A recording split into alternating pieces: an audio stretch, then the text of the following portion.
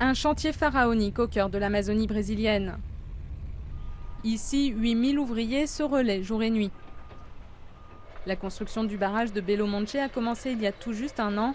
Objectif, produire 11 200 MW en 2019 dans ce qui deviendra la troisième plus grande centrale hydroélectrique au monde, comme l'explique la vidéo du projet. Dans 10 ans, on aura besoin d'économiser notre capacité installée d'énergie électrique de 60%.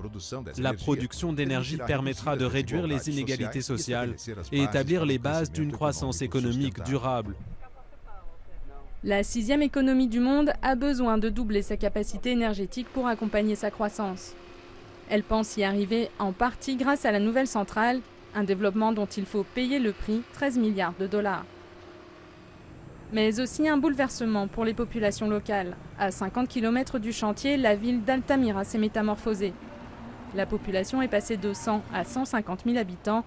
La circulation est chaotique. Les habitants dénoncent un manque d'écoles et de centres de santé. Quant aux déchets, ils s'amoncellent aux portes de la ville. Je pense que le projet de Belo Monte est bon pour nous, mais à condition de pouvoir en profiter. Ça ne vaut la peine que si c'est un projet durable sur 20 ou 30 ans.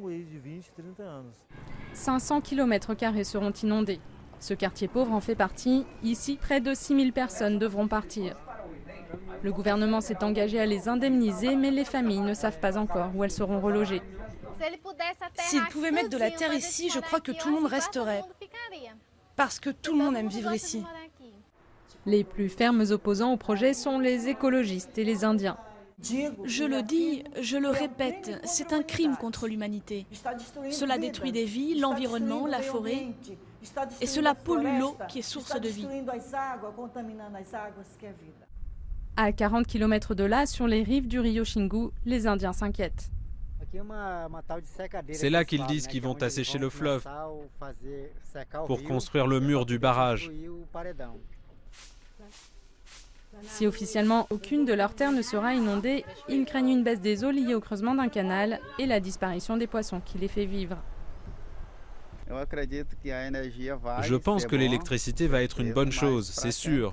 Mais pour ceux qui sont là-bas, pour nous qui vivons ici, on va donner notre vie pour ceux qui vivent là-bas. Le barrage de Belo Monte illustre les dilemmes du Brésil.